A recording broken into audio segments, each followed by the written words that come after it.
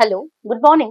This is Dr. Shilpa, obstetrician and gynecologist, infertility specialist, laparoscopic surgeon. నేను ఈ రోజు చెప్పదలుచుకున్న టాపిక్ హైపోథైరాయిడిజం అంటే థైరాయిడ్ డిజార్డర్స్ గురించి చెప్పదలుచుకున్నాను. Basically thyroid disorders in pregnancy కానివ్వండి, థైరాయిడ్ డిజార్డర్స్ అసలు దేని ఇన్ఫ్లుయెన్స్డ్, చిన్న లైఫ్ స్టైల్ ద్వారా కరెక్ట్ చేసుకోవడానికి చాలా మంది అడుగుతారు. ఏంటి మేడం, ఏమన్నా ఇప్పుడు మెడిసిన్స్ కాకుండా థైరాయిడ్ డిజార్డర్స్ ఉన్నప్పుడు నేను ఇమీడియట్లీ మెడిసిన్ తీసుకోదలుచుకోలేదు, ఒకసారి మెడిసిన్ స్టార్ట్ చేస్తే కంటిన్యూస్ తీసుకోవాలట కదా, ఇలాంటి అపోహలతో చాలా మంది ఉంటారు. ఆ అపోహలన్నీ పక్కన పెడితే వాళ్ళ లైఫ్ స్టైల్ ద్వారా ఏదైతే కరెక్ట్ చేసుకోవాలనుకుంటున్నారో వాళ్ళకి నేను ఇవ్వదలుచుకున్న చిన్న సలహా ఏంటి అంటే, థైరాయిడ్ డిజార్డర్స్ ఉన్న వాళ్ళు చిన్నపాటి పాలల్లో న్యూట్రియంట్స్ అంటే ఏ న్యూట్రియంట్స్ ఉంటే థైరాయిడ్ డిజార్డర్స్ అనేది థైరాయిడ్ ఫంక్షనింగ్ అనేది బాగా ఏర్పడుతుంది అని మీరు తెలుసుకున్నట్టయితే అవి ఏ ఏ పదార్థాల్లో దొరుకుతుంది అనేది తెలుసుకొని మీరు అది దాని మీద కాన్సన్ట్రేట్ చేసి లైఫ్ స్టైల్లో చిన్న చిన్న మార్పులు చేసుకున్నట్టయితే, అంటే డైటరీ రెస్ట్రిక్షన్, డైటరీ మోడిఫికేషన్స్ చేసుకుంటూ డైట్ లో మోడిఫికేషన్స్ మార్చుకొని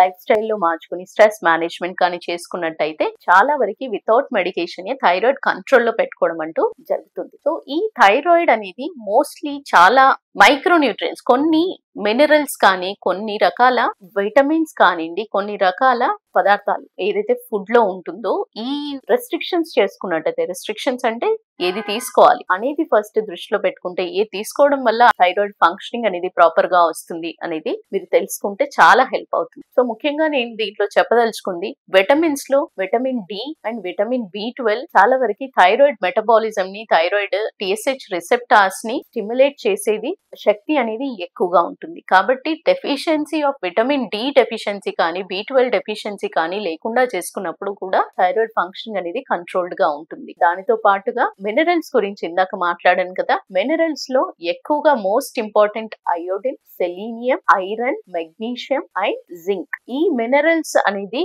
కూడా ఎక్కువగా కరెక్ట్ స్థాయిలో డెఫిషియన్సీలో రాకుండా ఉన్నట్టయితే ఈ పదార్థాలు డైలీ బేస్డ్ గా కొంత amount selenium, iodine, magnesium, zinc ఉండే పదార్థాలు బాగా తీసుకున్నట్టయితే థైరాయిడ్ ఫంక్షనింగ్ అనేది ప్రాపర్ రేషియోలో ఉంటుంది. అలా ఉన్నప్పుడు మీకు వెయిట్ గెయిన్ కానీ థైరాయిడ్ కి సంబంధించిన అదర్ హార్మోన్స్ డిస్టర్బెన్సెస్ కూడా రాకుండా ఉంటాయి. సో ఈ మూడ్ స్వింగ్స్ కానివ్వండి, థైరాయిడ్ ఆర్గాన్ సరిగ్గా పనిచేసినప్పుడు మనలో కాన్ఫిడెన్స్ కానివ్వండి, కాన్సన్ట్రేషన్ పవర్ కానివ్వండి, నర్వస్ సిస్టమ్ కానివ్వండి, అదర్ ఆర్గాన్స్ చాలా లివర్ కానీ కిడ్నీ కానీ ఫంక్షనింగ్ థైరాయిడ్ ఇన్ఫ్లుయెన్స్డ్ చాలా ఉంటుంది. సో దీనికి కావాల్సింది ఇది చాలా కంట్రోల్ గా పెట్టుకుంటూ మీకు ఎప్పుడైతే థైరాయిడ్ టెండెన్సీ ఉంది, థైరాయిడ్ డిజార్డర్ టెండెన్సీ ఉంది అని తెలిసినప్పుడు దాన్ని మామూలుగా 3 నెలలకి మానిటర్ చేసుకుంటూ మీ డైట్ లో మార్పులు చేస్తూ, అలాగే స్ట్రెస్ మేనేజ్మెంట్ అంటే లైఫ్ స్టైల్లో కొంచెం వాకింగ్ ఉండడం, సెడెంటరీ యాక్టివిటీస్ కాకుండా యాక్టివ్ గా ఉండడం అంటే యాక్టివిటీస్ చేస్తూ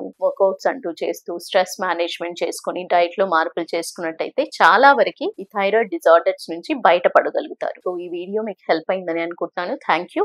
నమస్తే.